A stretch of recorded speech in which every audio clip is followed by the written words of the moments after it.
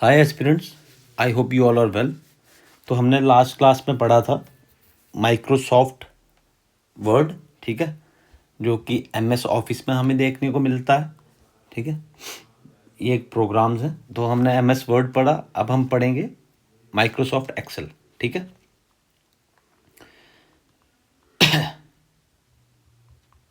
तो सबसे पहले आप नोटबुक ले लेंगे, उसके बाद पेन एंड नोटबुक लेंगे, उसके बाद नोट डाउन करेंगे। जो जो चीज़ें मैं आपको बताऊंगा, जो जो इम्पोर्टेंट होंगी, वो आपने नोट डाउन करनी है, ठीक है। तो basically Microsoft Word and Microsoft Excel, Microsoft spreadsheet, they all are application softwares, ठीक है। ये एप्लीकेशन सॉफ्टवेयर क्या होता है हमने पढ़ा था, system software and application software. तो application software is a computer program that performs specific task for a user. It can be used for personal, educational or business purposes, ठीक है। सो जो माइक्रोसॉफ्ट एक्सेल है ना, इज ए एप्लीकेशन सॉफ्टवेयर, ठीक है। It is example of spreadsheet program that is a part of Microsoft office, ठीक है। तो माइक्रोसॉफ्ट ऑफिस में और भी एप्लीकेशन सॉफ्टवेयर हमें देखने को मिलते हैं, जैसे कि माइक्रोसॉफ्ट वर्ड, ठीक है। उसके बाद एक्सेल हो गया, माइक्रोसॉफ्ट वर्ड हो गया, स्प्रेड, उसके बाद पावर पॉइंट हो गया, ठीक है। तो चलिए, तो अगर हमें माइक्रोसॉफ्ट एक्सेल को यूज़ करना है तो उसके लिए हमें कुछ बेसिक स्किल्स की ज़रूरत पड़ेगी, ठीक है। तो आज के टाइम में कहीं भी हम बिजनेस फील्ड में जाते हैं, कॉर्पोरेटिव फील्ड में जाते हैं, डेस्क जॉब कोई भी करते हैं, तो वहाँ पे एक्सेल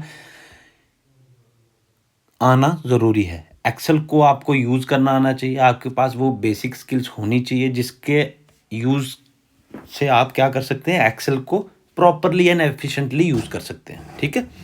तो सबसे पहले आपको किस किस की नॉलेज होना ज़रूरी है, ठीक है। आपको आप फैमिलियर होने चाहिए एक्सेल की स्किल्स के साथ, ठीक है। आपको डेटा को इंटर करना आना चाहिए, फॉर्मेट आपको डेटा का पता होना चाहिए, कैलकुलेट टूल्स के बारे में आपको जानकारी होनी चाहिए, ठीक है। आपको different kinds of formulas, highlighting of data, ठीक है। उसके बाद creating simple reports, charts, graphs, ठीक है। आपको सारे कीबोर्ड शॉर्टकट्स पता होने चाहिए। अगर आपको आपको क्या करना है, अपने काम को आसान करना है, एफिशिएंट करना है, ठीक है। तो अगर हम अंग्रेजी में कहें तो M X Excel is a spreadsheet program that allows user to organise, calculate, format, visualise data, ठीक है। It is a popular tool for business and is part of Microsoft, ठीक है, माइक्रोसॉफ्ट ऑफिस, ठीक है। तो आप ये भी कह सकते हैं part of Microsoft 365 suit of software जो हमें iOS डिवाइस में देखने को मिलता है, ठीक है। हम इसे यूज़ करते हैं डेटा एंट्री मैनेजमेंट में, ठीक है, चार्ट्स एंड ग्राफ्स में, प्रोजेक्ट मैनेजमेंट में, विजुअल बेसिक फॉर एप्लीकेशन जिसे हम VBA भी कहते हैं, ठीक है। बेसिकली एक्सेल में एक मैक्रो प्रोग्रामिंग लैंग्वेज होती है जिसे हम VBA कहते हैं, दैट इज VBA। इसकी फुल फॉर्म क्या है, विजुअल बेसिक फॉर एप्लीकेशन, ठीक है। ये हमारी VBA ये रहा हमारा, ठीक है। उसके बाद अगर हमें कोई प्री प्रोग्राम फंक्शंस हैं, ठीक है, हम उनको ग्राफिक्स में कन्वर्ट कर सकते हैं। प्री प्रोग्राम्ड फंक्शंस को हम क्या कर सकते हैं, प्री प्रोग्राम्ड कर सकते हैं, रीप्रोग्राम कर सकते हैं, कन्वर्टिंग इनटू ग्राफिक्स, ठीक है। तो चलिए आगे हम पढ़ेंगे इसमें कि हमें स्टार्ट कैसे करना है MX एक्सेल को। उसके बाद हम इसके पार्ट्स पढ़ेंगे, जो जो इंपॉर्टेंट चीज़ें होंगी हम उन्हें पढ़ेंगे, गो थ्रू हम उनसे होंगे, ठीक है। सबसे पहले हमें अपने लैपटॉप को, डेस्कटॉप को ऑन करना है, ठीक है। उसके बाद हमें आल प्रोग्राम्स को ओपन करना है, देन माइक्रोसॉफ्ट ऑफिस, देन उसके बाद हमें मिल जाएगा माइक्रोसॉफ्ट एक्सेल, ठीक है। तो ओपन होने के बाद हमें कुछ ऐसे देखने को मिलेगा, एक सेकेंड, व्हाट हैपेंस,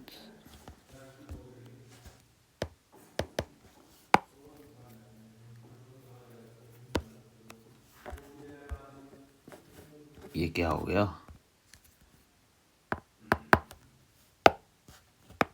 एक सेकंड।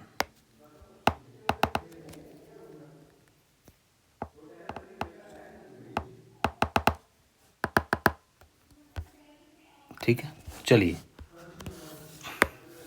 मेरे से कुछ दब गया, पर मुझे पता नहीं था क्या है ये। चलिए तो हमें एक्सटेंशन देखने को मिलती है जब हम फाइल फॉर्मेट कोई भी एक शीट स्प्रेडशीट को क्रिएट करते हैं, जब हम उसे सेव करते हैं तो हमें एक्सटेंशन देखने को मिलती है। हमने एक्सटेंशंस के बारे में पढ़ा था। तो एक्सटेंशंस कौन कौन सी हैं, .xlsx एंड .xls। ठीक है, then parts of Excel windows क्या क्या है। ठीक है, तो पार्ट्स ऑफ एक्सेल विंडो हमें देखने को मिलते हैं यहाँ पे। सबसे पहले हम ऊपर से स्टार्ट करेंगे, फिर हम नीचे जाएंगे। ठीक है, ये हमें टाइटल बार देखने को मिलती है यहाँ पे, ये हमारी टाइटल बार है। ठीक है, उसके बाद ये हमारा रिबन टैब है। इसमें हमें क्या क्या देखने को मिल रहा है रिबन टैब में, home tab, insert tab, page layout tab, formulas, data, review and view. ये हमारा पूरा रिबन है। ठीक है, ये लिख रखा है मैंने। ये हमारा ऑफिस बटन है यहाँ पे। ठीक है,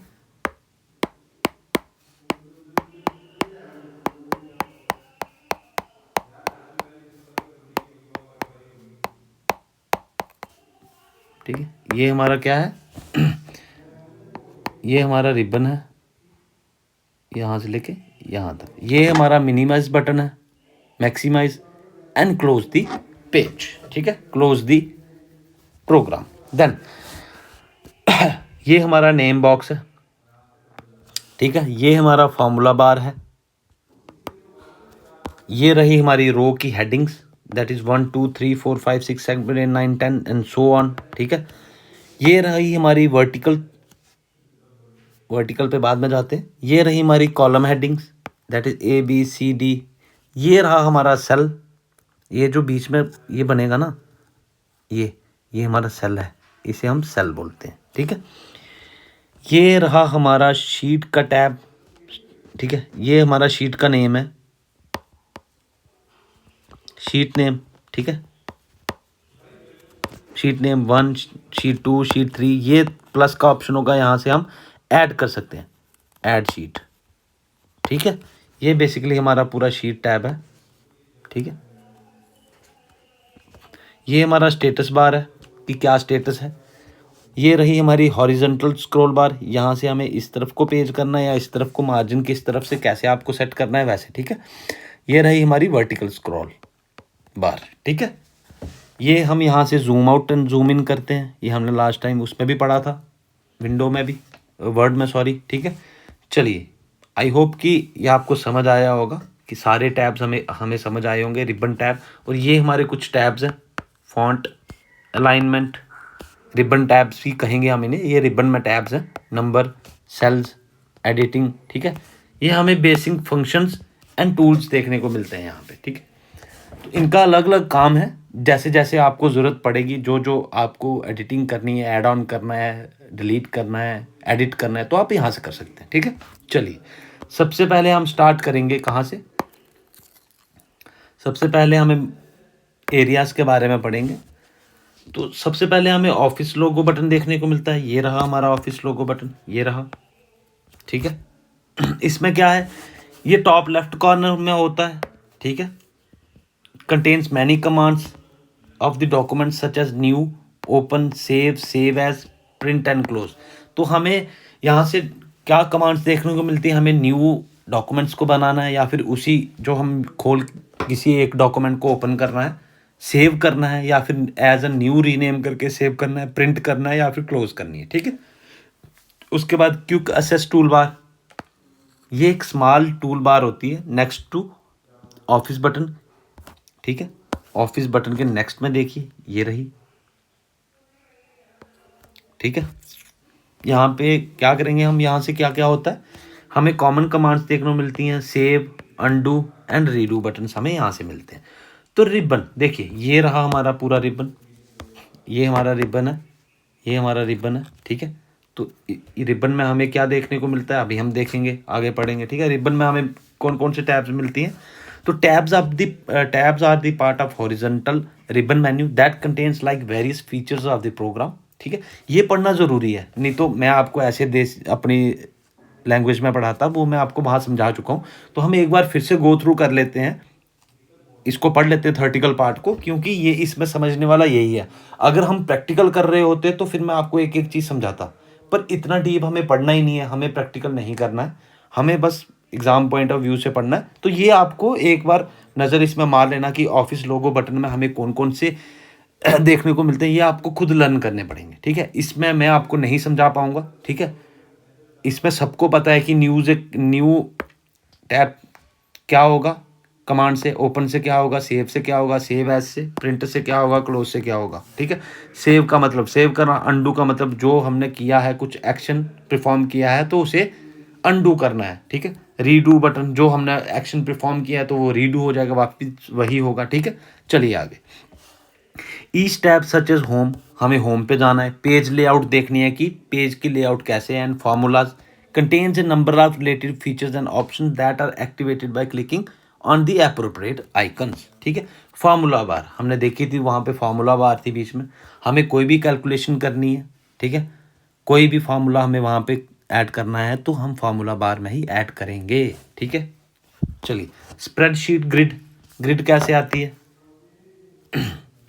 जो ग्रिड हमने बनाई थी वहाँ पे। ठीक है, जिसमें क्या है, रोज एंड कॉलम्स हमें देखने को मिलते हैं। ठीक है, उसमें सेल करके एक छोटा सा क्या आता है, कॉलम आता है। ठीक है, चलिए data, charts, drawings are present. Each Excel file can contain several sheets, बहुत सारी शीट्स होती हैं, but this spreadsheet grid shows few rows and columns of active spreadsheet. जो एक्टिव स्प्रेडशीट हम खोल के बैठे हैं ना, तो उसमें हमें ग्रिड की फॉर्म में थोड़ी सी शीट्स मिलती हैं जो एक्टिव होंगी। ठीक है, to see more rows and column user can use the scroll bar to left, और हमने वहाँ पे क्या देखा था, स्क्रॉल बार देखी थी, वर्टिकल एंड हॉरिजॉन्टल, उससे हम ऊपर नीचे जा सकते हैं। ठीक है, स्टेटस बार ये क्या बताता है कि उस टाइम पे एक्सेल में क्या चल रहा है। ठीक है, user can tell if Excel is busy calculating a formula, तो वो हमें बता देगा। ठीक है, क्रिएटिंग ए पाइवट रिपोर्ट और recording a macro by just looking at the status bar. अगर हम स्टेटस बार में देखेंगे, हमें पता चल जाएगा कि अभी ये वर्किंग है या अपना प्रोसेस जो है वो कंप्लीट कर चुका है, तो हम उसमें नया फार्मूला ऐड कर सकते हैं। ठीक है, तो हमें ये सब कुछ को सारी समरी प्रोवाइड करता है स्टेटस बार, काउंट, सन, एवरेज, मिनिमम, मैक्सिमम वैल्यूज। ठीक है, सारी चीज़ें स्टेटस बार में हमें दिख जाती हैं कि क्या स्टेटस है। ठीक है, तो user can change this by right clicking on it and choosing which summary to show. आप इसमें अपने हिसाब से चेंज कर सकते हैं कि आपको कैसी समरी देखनी है। ठीक, उसके बाद शीट टैब, शीट टैब में क्या होता है,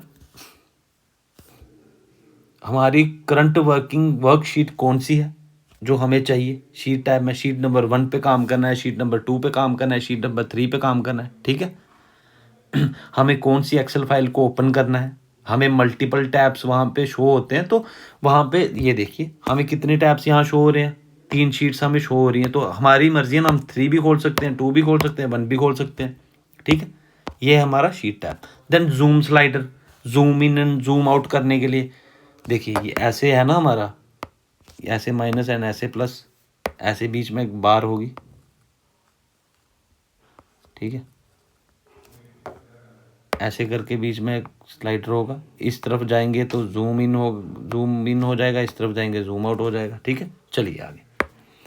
नेम बॉक्स, नेम बॉक्स में हमें पता चलेगा कि ये होती कहाँ है, फार्मूला बार के लेफ्ट साइड हैंड साइड पे होती है। ठीक है, that currently selected in the spreadsheet, the name is defined for a cell that is selected, the name box display the name of the cell, तो सेल का नाम display करती है क्या, नेम बॉक्स। ठीक है, हमें अगर किसी सेल को डिफाइन करना है, सिलेक्टेड सेल को डिफाइन करना है, तो हमें नेम बॉक्स में जाके डिफाइन करना होगा कि ये किसका सेल है, कौन सा सेल है। ठीक है, एज वेल एज पिक्चर्स भी हम उसमें कर सकते हैं नेम बॉक्स में ऐड। जैसे फॉर एग्जांपल मैं आपको बताता हूँ, नेम बॉक्स यहाँ पे होगा, ये रहा हमारा नेम बॉक्स। एक सेकंड, ये मिटाना पड़ेगा पहले, फिर जाके हम नेम बॉक्स में कुछ भी करना चाहें तो कर सकते हैं, आपको दिख जाएगा। और क्या, चलिए लेट्स डू इट। ये रहा नेम बॉक्स। ठीक है, अभी फॉर एग्जांपल हम किस में, D4 में, कैसे D4 आ रहा है ये बताओ। इस तरफ से ये हमारी रो हेडर है, इसमें हमें 4 का सीधा जाएंगे, डी में जाएंगे, ये हमारी कौन सी है, नेम बॉक्स D4। हमें फॉर एग्जांपल मैंने अपने नाम से डेटा सेव करना है, मैंने अपना नेम मेरे बानू के नाम से करना है, तो हम D4 को एडिट करके यहाँ बानू कर लेंगे, ठीक है।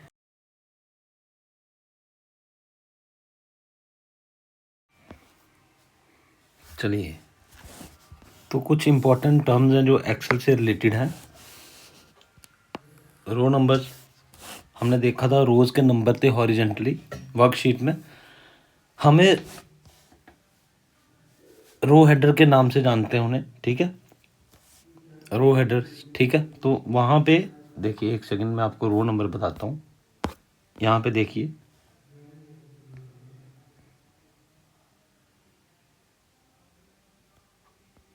ये रहे रो की हेडिंग्स, ये रहे, ठीक है, ये रो हेडिंग्स होगी, ठीक है। ये कॉलम्स, चलिए, कॉलम लेटर ABC हमने अभी बताया आपको, ठीक है। जब भी together column letter and row header create होंगे, क्या बनाएंगे, एक सेल रेफरेंस बनाएंगे, ठीक है। Each cell in the worksheet can be identified by the combination of letters and numbers such as A1 F4 F5 6 and A3। वो मैंने आपको एग्जांपल दी, वहाँ पे हमारे पास D4 करके एक सेल था, ठीक है। चलिए आगे, मैक्रोज क्या है, ये एक सेट ऑफ इंस्ट्रक्शंस होता है, ठीक है, that can be triggered by keyboard shortcut, जो हम कीबोर्ड शॉर्टकट से ट्रिगर करते हैं, ठीक है, या फिर टूल बार बटन से भी, या फिर एक आइकन आता है स्प्रेडशीट पे, वहाँ से हम मैक्रोज को ट्रिगर करते हैं। Macros are used to eliminate the need to repeat the step of common task over and over. Macros से क्या होता है, हमें कोई एक टास्क बार बार रिपीट करना है, ठीक है, तो हमें उससे करने में आसानी हो जाएगी। टास्क जैसे कि एडिंग करना है, रिमूविंग रोज एंड कॉलम्स, ठीक है, protecting and unprotecting worksheets, selecting a range of cells, adding the current date to the spreadsheet. तो अगर हमें ये सारी चीज़ें करनी है, ये सारे टास्क परफॉर्म करने हैं, तो हम with the help of macros हम क्या कर सकते हैं, आसानी से इसे यूज़ कर सकते हैं, ठीक है, कीबोर्ड शॉर्टकट से या टूल बार से, कीबोर्ड शॉर्टकट से, टूल बार से, या फिर आइकन जो होता है वो स्प्रेडशीट पे, उसकी मदद से, ठीक है।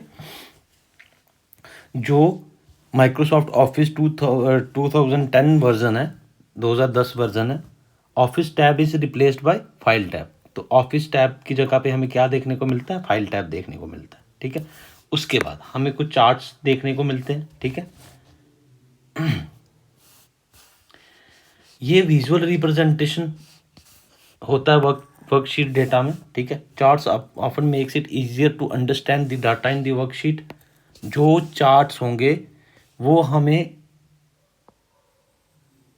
डेटा को समझने में मदद करते हैं, हेल्प करते हैं, ठीक है, because user can easily pick out patterns, trends illustrated in the chart that are otherwise difficult to see. ऐसे अगर हमें ढूंढना होगा तो हम पूरे सेल्स को देखेंगे, ठीक है, पूरे पैटर्न्स को देखेंगे कि कहाँ से कहाँ जाना है। तो चार्ट जो भी हमारी विजुअल रिप्रेजेंटेशंस होंगी, ठीक है, वर्कशीट पे, तो हमें आसानी से डेटा को अंडरस्टैंड करने में मदद मिलेगी, ठीक है। तो चार्ट्स बड़े सारे पार्ट से बना होता है, तो कौन कौन से पार्ट्स हैं उसमें, ठीक है।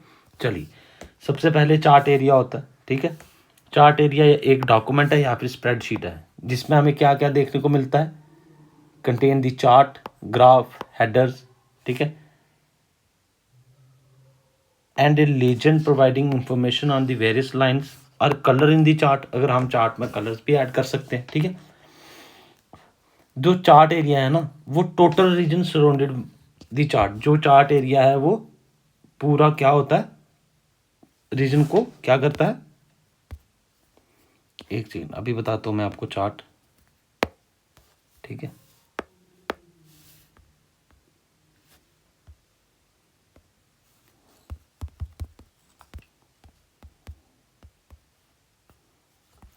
ये लीजिए, अभी हम चार्ट को देखेंगे। ये रहा हमारा चार्ट, ठीक है, ये हमारा चार्ट है, ठीक है। ये हमारा चार्ट टाइटल हो गया, ठीक है।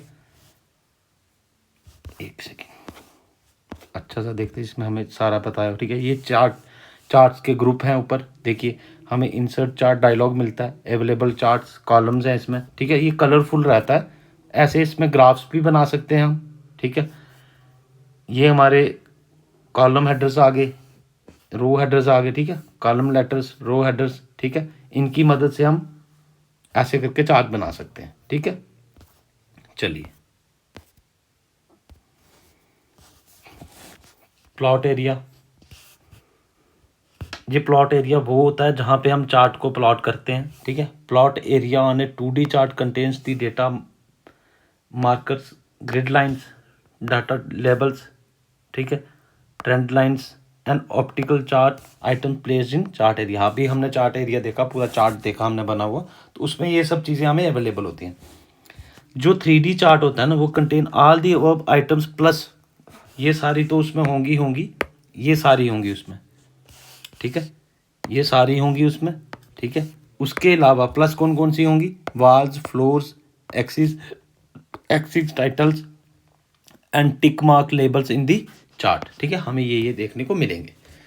हमें इसमें पढ़ना क्या है, हमें ज़रूरी क्या है चार्ट में पढ़ने के लिए, कि जो चार्ट एरिया है, ठीक है, उसमें हम क्या क्या ऐड कर सकते हैं। हमने पढ़ा ग्राफ, हेडर, ठीक है, क्या क्या पढ़ सकते हैं, graph, headers, A legend providing information on the various lines, colours in the chart, ठीक है। तो प्लॉट एरिया में क्या क्या कर सकते हैं हम ऐड, प्लॉट 2D में क्या क्या कंटेन है, markers, grid lines, data label, trend lines, optical chart items like placed in the chart area, ठीक है।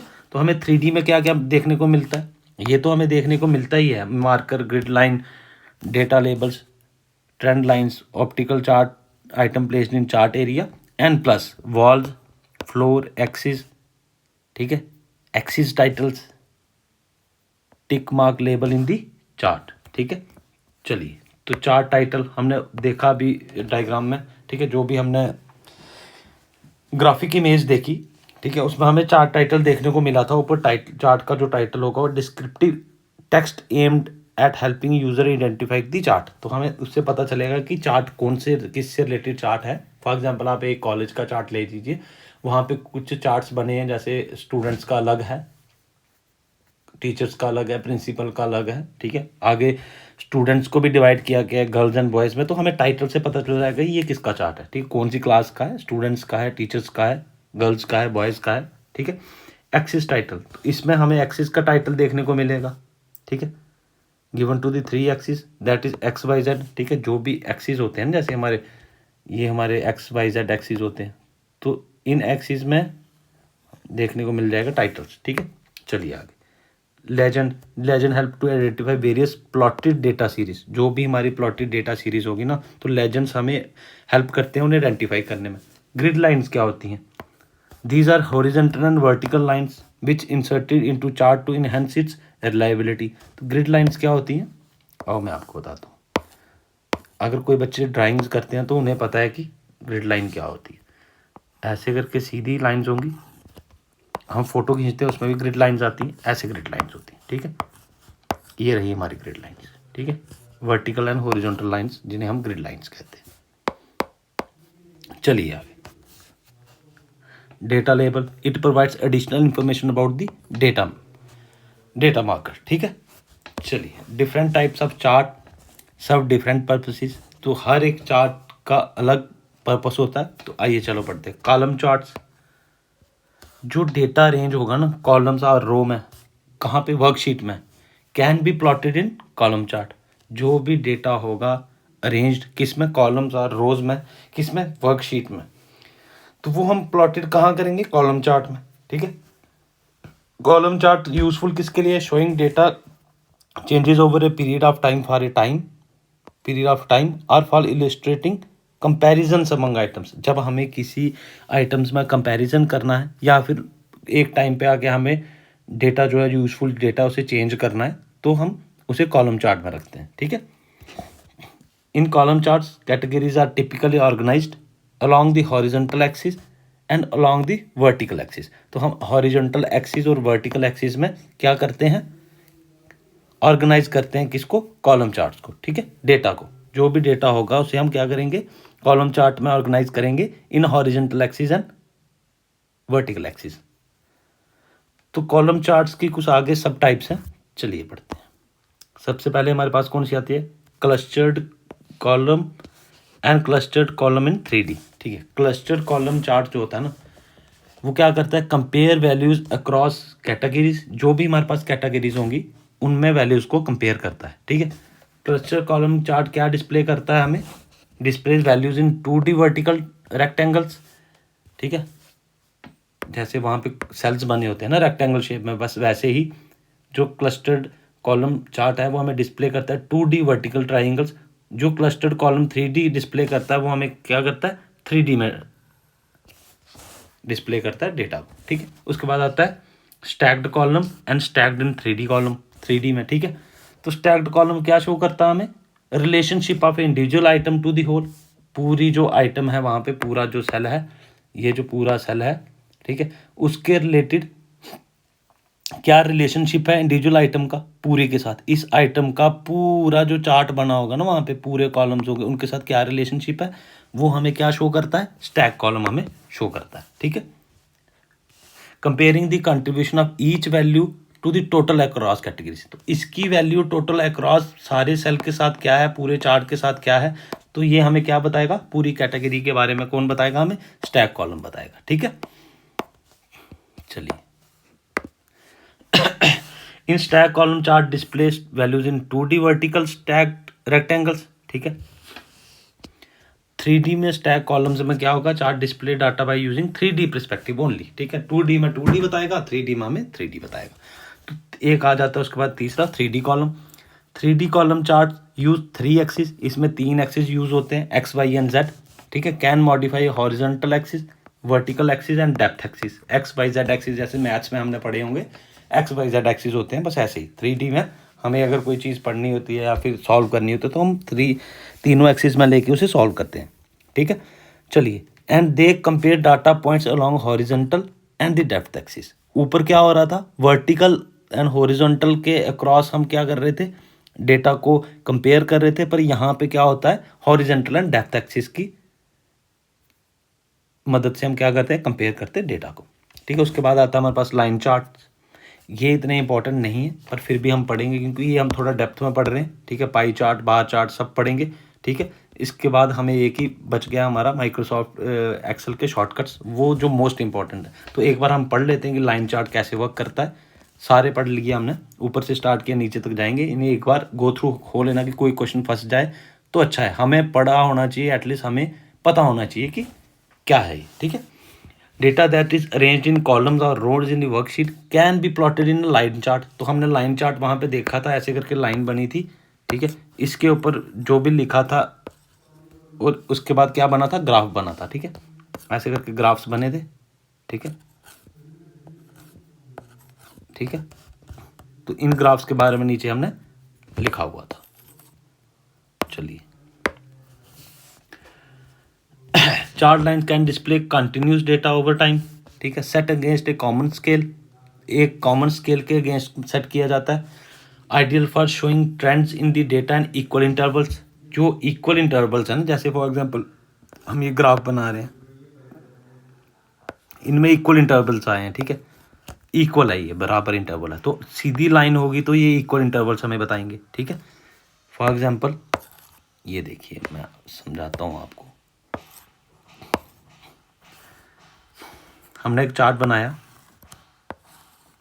ठीक है, इसमें हमने लाइंस ले ली, लाइन चार्ट्स ले ली, हमने इसमें लिख दिया 1 2 3। ठीक है, यहाँ लिख दिया A B C D। ठीक है, हमने एक A पे ग्राफ बनाया, एक हमने B पे ग्राफ बनाया, एक हमने C पे ग्राफ बनाया, एक हमने D पे ग्राफ बनाया। ठीक है, तो ये जो लाइन चार्ट्स है ना, ये हमें लाइन बताते हैं कि यहाँ तक ये एक है, एक बच्चा है, यहाँ तक ये 2 बिल्डिंग्स है। फॉर एग्जाम्पल बिल्डिंग्स ले लो, ये 3 वो हैं, क्या बोलते हैं, फ्लोर्स हैं। ये A बिल्डिंग है, ये B बिल्डिंग है, ये C बिल्डिंग है, ये D बिल्डिंग है, इनमें ये रोज हैं। ठीक है, घर है, मतलब कि फ्लोर्स हैं। इसमें एक फ्लोर्स है, एक फ्लोर है, यहाँ 2 तक ले चलते हैं, इसको आसान हो जाएगा समझने के लिए। इसे भी 2 तक रखते हैं, ठीक है। तो इन पहली 2 ए और बी में हमारे 3 फ्लोर से भी ज़्यादा हैं, 2 में ये जो सी है इसमें 2 से ज़्यादा है, मान लो ऊपर तक ये 2 से ज़्यादा है, जो डी है ना उसमें 2 फ्लोर्स हैं, ठीक है। तो ये हमें ऐसे डिस्प्ले होता है, ऐसे चार्ट लाइंस हमें मदद करती हैं किसी चीज डेटा को कंपेयर करने के लिए, ठीक है, इक्वल इंटरवल्स को फिगर आउट करने के लिए। इन line chart category data is distributed evenly along with the horizontal axis and the value data is distributed evenly along the vertical axis। हमने एक्सिस बनाए, यहाँ पे हमने ये एक्सिस ही तो बनाए थे, ठीक है, ये हमने ऐसे एक्सिस बनाए थे, ठीक है। हॉरिजॉन्टल और वर्टिकल, इसमें क्या होता है, एक्सिस होते हैं, ठीक है, जिसकी मदद से हम क्या करते हैं, चार्ट को समझने में हमें आसानी होती है, ठीक है। वर्टिकल में हमें क्या शो होता है, जो डेटा होता है ना, यहाँ इस तरफ हम डेटा रखेंगे वर्टिकल में, हॉरिजॉन्टल में हम क्या करते हैं, वैल्यूज, जैसे हमने, ठीक है, यहाँ पे हम डेटा रखते हैं, यहाँ पे हम वैल्यूज रखते हैं, ठीक है। चलिए आगे, इसके आगे कुछ फॉलोइंग सब टाइप्स हैं। Line and line with markers, displays with markers to indicate individual data values. हम इंडिकेट किससे करते हैं, मार्कर से, और विदाउट मार्कर भी कर सकते हैं। Line charts are useful to show trends over time, ordered categories, especially when there are many data points. काफ़ी सारे डेटा पॉइंट्स हैं, वहाँ पे हमने देखा ना 1 2 3 4 फ्लोर्स थे, तो अगर हमारे पास ज़्यादा डेटा पॉइंट्स हैं तो हमें आसानी होती है। हम क्या कौन सा यूज़ करते हैं, line and line with marker. Order in which they are presented is important, कौन सा ऑर्डर में प्रेजेंट किया गया वो इम्पॉर्टेंट है। अगर उसमें ज़्यादा कैटेगरीज हैं, ठीक है, वैल्यूज़ हैं वो अप्रॉक्सीमेट हैं, तो uses line chart without marker. अगर अप्रॉक्सीमेट होंगी तो हम लाइन चार्ट को बिना मार्कर के यूज़ करेंगे, अगर कम होंगी तो हम क्या करेंगे, मार्कर के साथ यूज़ करेंगे।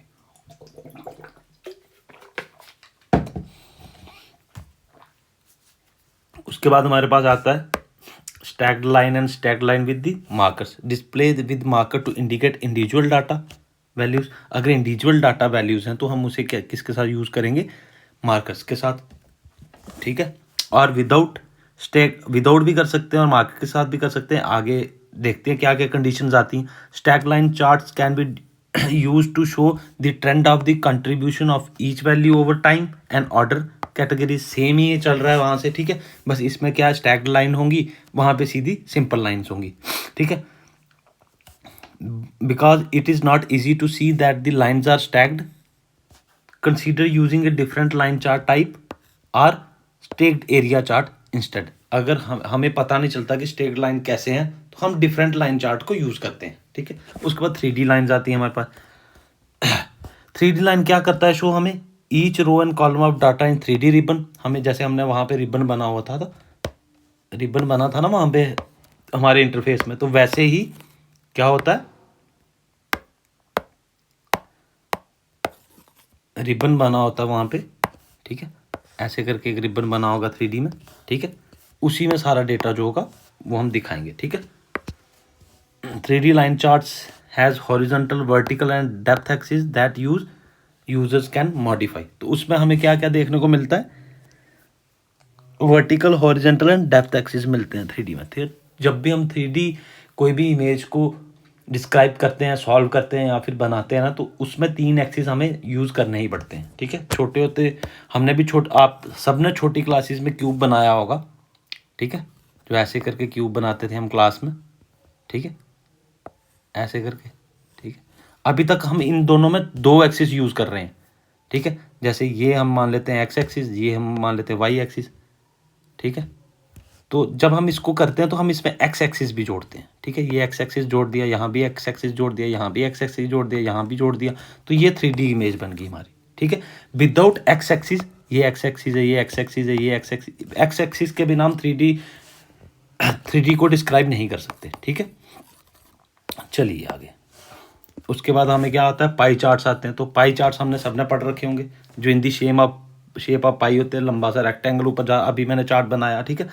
Data that is arranged in one column or one row only in a worksheet can be plotted in a pie chart. ठीक है, pie chart shows the size of the item in one data series proportional to the sum of the items. The data points in a pie chart are displayed as a percentage of the whole pie.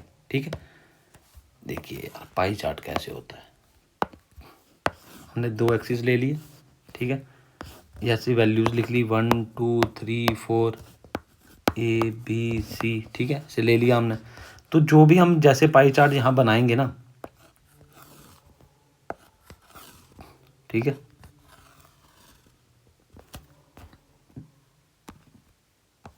हमने pie chart बनाया, ठीक है, यहाँ पे,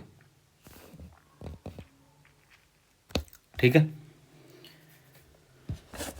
यहाँ पे ये data points हैं, ठीक है, ऐसे ये सी आ गया, ठीक है, ऐसे हमारे डेटा पॉइंट्स हैं, सारे के अपने अपने डेटा पॉइंट्स हैं, ठीक है। हम इसको पूरा परसेंटेज में देखते हैं, ठीक है। प्रोपोर्शनल में क्या होता है, सम ऑफ आइटम्स होता है, 1 2 3, कितनी आइटम्स हैं हमारे पास, एक आइटम, दो आइटम, तीन आइटम, चार आइटम, ठीक है, ऐसे सो ऑन चलेगा। ये है हमारा पाई चार्ट, ठीक है। उसके बाद आता है हमारे पास bar chart. Data that is arranged in columns and row on the worksheet can be plotted in a bar chart. जो भी डेटा अरेंज्ड होगा कॉलम्स और रोज की फॉर्म में, किस में, वर्कशीट में, उसे हम बार चार्ट में प्लॉट करेंगे। Bar chart illustrate comparison among individual items. जो भी इंडिविजुअल आइटम्स होंगी उसके बीच में कंपैरिजन हमें क्या शो करेगा, बार चार्ट हमें शो करेगा। उसके बाद हमारे पास आता है एरिया चार्ट। इसमें क्या होता है, जो अरेंज डेटा होता है वो भी कॉलम्स और रो में होता है वर्कशीट में, can be plotted in area chart. Area chart क्या करता है, हमें मैग्नीट्यूड बताता है, change over the time, and can be use to draw attention to the total value across the trend. जो पूरा ट्रेंड होगा ना, उसके रिलेटेड जो टोटल वैल्यू होगी ना, उसके बारे में हमें बताएगा। अगर ये इतना ज़्यादा इंपॉर्टेंट होता तो मैं आपको with the help of images बताता, तो आपको आसानी से समझ आते, बट आपको एक बार थ्योरेटिकल पढ़ना है बस, ठीक है, इतना इंपॉर्टेंट नहीं है, ठीक है। इससे रिलेटेड कभी क्वेश्चंस नहीं पूछे गए हैं अभी तक, मुझे नहीं लगता कभी पूछे जाएंगे, क्योंकि ये आ जाता है कंप्यूटर साइंस में जब आपको प्रैक्टिकल करना पड़ता है, ठीक है। अगर आपको पूछ भी लेंगे ना तो ये सब टाइप्स तो कभी नहीं पूछेंगे, ठीक है। अगर आपको पूछा गया तो सब टाइप नहीं पूछी जाएंगी, फिर भी हम एक बार पढ़ लेते हैं, क्योंकि पढ़ लेते हैं, हमारी नॉलेज जो है वो ऐड ऑन ही हो रही है, कम नहीं हो रही है, ठीक है। For example, data that represent profit over time can be plotted in the area chart to the emphasise the total profit. अगर हमें टोटल प्रॉफिट देखना है किसी चीज़ का, हमने फॉर एग्जांपल हमारी एक दुकान है, हमने क्या किया, हमने 4 स्टॉक्स में सामान उठाया, ठीक है, 4 स्टॉक्स में सामान उठाया, ठीक है। हर एक स्टॉक में हमने कितने कितने पैसे का उठाया, कौन कौन सी आइटम्स उठाई, उसे हम वहाँ पे डिस्क्राइब करेंगे। उसके बाद हम पूरे प्लॉट में जो हमने एरिया चार्ट होगा ना, उसमें जितना भी प्रॉफिट आएगा, तो हम profit over time can be plotted in area chart. जो भी सारा प्रॉफिट होगा हम एरिया चार्ट में डिस्क्राइब करेंगे कि टोटल प्रॉफिट हमें कितना हुआ, हमारी कितनी लागत हुई और कितना प्रॉफिट हमें हुआ, ठीक है। चलिए, एक्स वाई स्कैटर्ड चार्ट्स, इसमें क्या होता है, इसमें भी डेटा रोज और कॉलम में अरेंज होता है वर्कशीट में, can be plotted in an X Y scattered chart, ठीक है। Scatter chart show the relationship among the numeric values. जो भी न्यूमेरिक वैल्यू होंगी उनके बीच में जो रिलेशनशिप होगा वो हमें स्कैटर चार्ट शो करेगा, ठीक है। इन सर्वल डाटा सीरीज, जो भी डेटा की हमारे पास सीरीज होगी, और plot 2 group of numbers in one series of the X Y coordinates, ठीक है। इसमें भी एक्स वाई कोऑर्डिनेट्स होंगे, ठीक है। ये थोड़ा सा डीप है, ज़्यादा है, आपको इतना नहीं पढ़ना है, बस आपको पता होना चाहिए कि एक्स वाई स्कैटर चार्ट जो है वो कौन सी किस में आता है, ठीक है, किसकी सब कैटेगरी है। चलिए आगे, ये scatter chart has 2 value axis. इसमें भी 2 वैल्यू एक्सिस हैं, for example X axis and Y axis, ठीक है। Along the horizontal axis X axis, ठीक है, and the along the vertical axis Y axis. मैंने आपको बताया, ठीक है, पहले हमने 3D में पढ़ा X axis and Y axis. It combine these values into single data point and displays them and in irregular intervals और clusters. Scatter charts are typically used for displaying and comparing numeric value such as scientific, statistical and engineering data, ठीक है। चलिए मैं आपको एक बार बता देता हूँ यार, X axis and Y X Y scatter कैसे वर्क करता है। आप ये ना कहें ना सर ने हमें बताया नहीं। चलिए, ये ले लिया हमने X axis and Y axis, ठीक है। ये हमारा एक्स एक्सिस आ गया, ये हमारा वाई एक्सिस आ गया, यहाँ 0 आ गया, ठीक है। हमने ले ली न्यूमेरिक वैल्यू,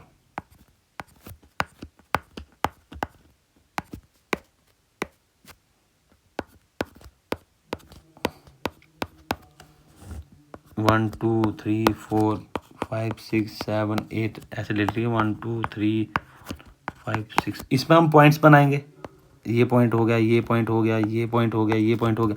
तो इसे जब हम ज्वाइन करेंगे ना, ठीक है, तो ये हमें एग्जैक्ट वैल्यूज बताएगा।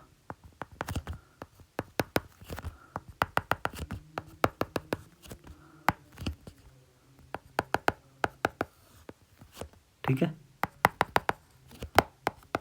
मैं रफ में बना रहा हूँ, तो ये हमें बता रहा है। ठीक है, 2 2 पहला आ गया, ठीक है, दूसरा आ गया 4 कोऑर्डिनेट एंड कितना है आगे 2.5। ठीक है, ऐसे हमारे कोऑर्डिनेट्स बनेंगे। ठीक है, एक्स वाई, ठीक है, ऐसे हमारे कोऑर्डिनेट सारे बनेंगे। ठीक है, ये आ गया हमारा एक्स वाई स्कैटर। चलिए, माइक्रोसॉफ्ट एक्सेल के जो शॉर्टकट्स हैं जो इंपॉर्टेंट है हम वो पढ़ेंगे, मतलब जो हमारे लिए हमारे सिलेबस के अकॉर्डिंग हमें इंपॉर्टेंट है। ठीक है, चलिए, इसमें सारे इंपॉर्टेंट हैं। मैं कोई इसमें आपको ये नहीं बोलूँगा कि कोई ये इंपॉर्टेंट है, ये इंपॉर्टेंट नहीं, इसमें सारे के सारे इंपॉर्टेंट हैं। चलिए, F2 edit the selected cell. हमें अगर सिलेक्टेड सेल को एडिट करना है तो हम F2 के साथ शॉर्टकट पे जाएंगे। F3 after a name has been created, F3 will paste names. अगर हमने एक नाम क्रिएट किया है एक सेल के लिए तो हम F3 दबाएंगे तो वही नेम जो होगा कॉपी पेस्ट अपने आप हो जाएगा। ठीक है, F4 रिपीट लास्ट एक्शन। अगर हमें लास्ट एक्शन को रिपीट करना है, for example if a user change the colour of a text in another cell, pressing F4 will change the text in cell in the cell to the same colour. अगर एक ही पहले हमने colour change किया था या फिर कोई formula use किया था तो वो पीछे वाले सेल का ही आगे वाले सेल में रिपीट हो जाएगा। देन उसके बाद F5 go to the specific cell, for example C6। F5 करके हम एक स्पेसिफिक सेल में जा सकते हैं, हमें किसी भी सेल में जाना है। ठीक है, जैसे फॉर एग्जांपल C6 हो गया, हमें जाना है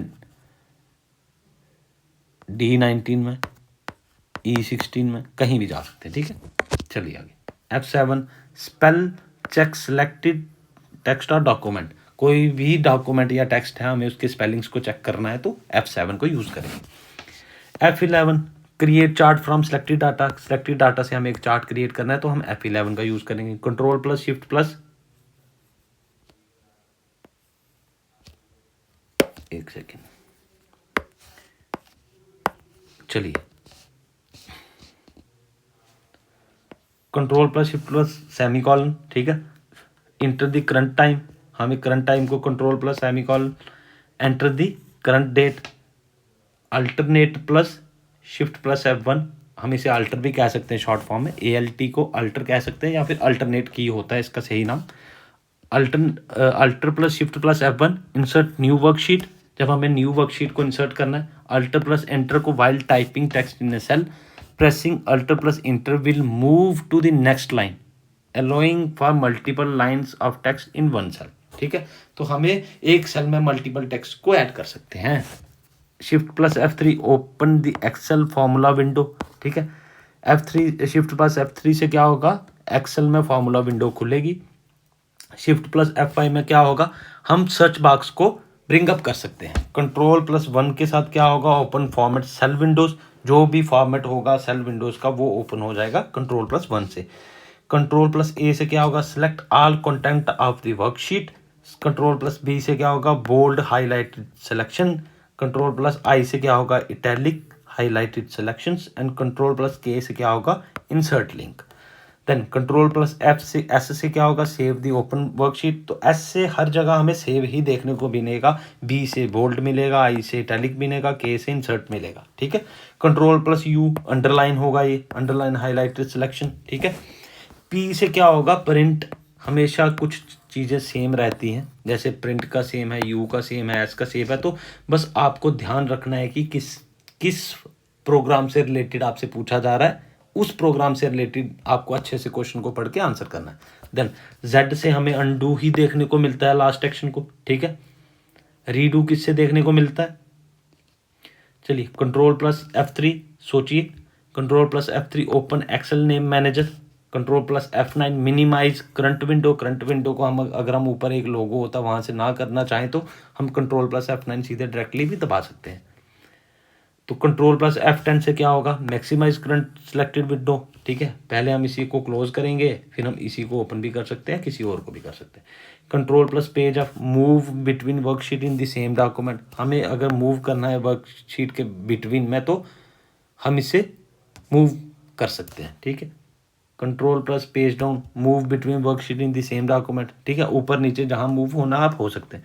control plus tab move between 2 और मोर ओपन एक्सेल फाइल्स, तो हम एक दूसरे में मूव कर सकते हैं। जैसे 2 एक्सेल फाइल्स हमने खोल रखी हैं, इसमें से इधर जंप आउट हो जाएगा, इसमें से इधर जंप आउट हो जाएगा। Alter plus equal to create a formula to sum all the above cells, तो हम फार्मूला को क्रिएट कर सकते हैं अल्टर प्लस इक्वल टू से। Then alter plus inverted comma insert the value of the above cell into the cell currently selected. Control plus arrow key move to the next section of text.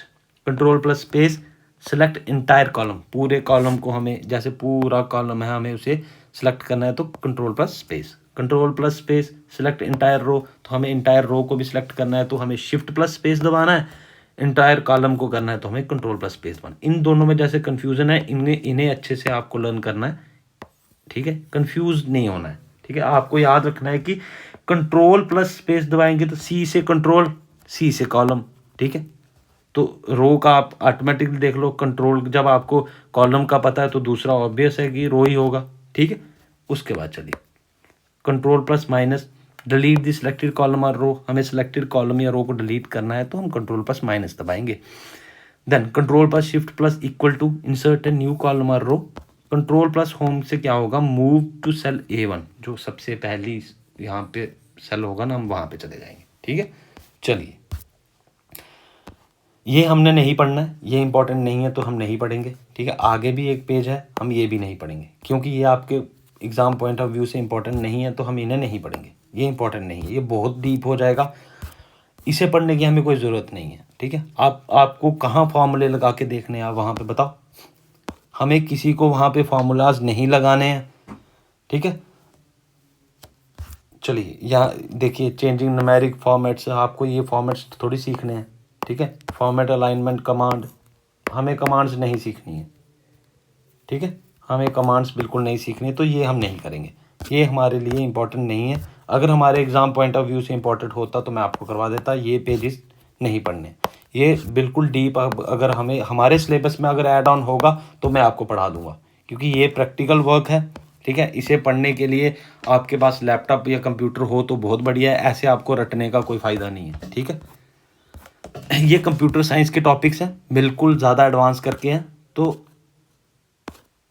These are not important for us, ठीक है। मेरे लिए भी important नहीं है, आपके लिए नहीं है तो मेरे लिए भी नहीं है, ठीक है। चलिए आज के लिए इतना ही, इसके बाद हम पढ़ेंगे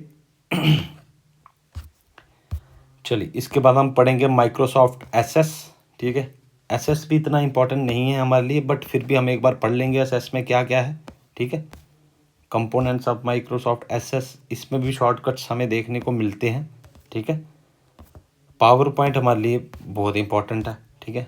पावर पॉइंट पढ़ेंगे, फिर हमारा ये चैप्टर ख़त्म, ठीक है। फिर उसके बाद हम पढ़ेंगे computer network and security, that is our last chapter. लेकिन एक मैंने बीच में छोड़ा है, नंबर सिस्टम, वो मैं लास्ट में आपको पढ़ा दूंगा, वो थोड़ा सा टेक्निकल है, ठीक है। आपको उसमें सीखना पड़ेगा, उसमें कुछ ट्रिक्स हैं, उनके हिसाब से हम सीखेंगे, जैसे जैसे ट्रिक्स के हिसाब से होगा वैसे हम सीखेंगे। उनको कन्वर्ट करना है तो मैं आराम से पढ़ाऊँगा, उसकी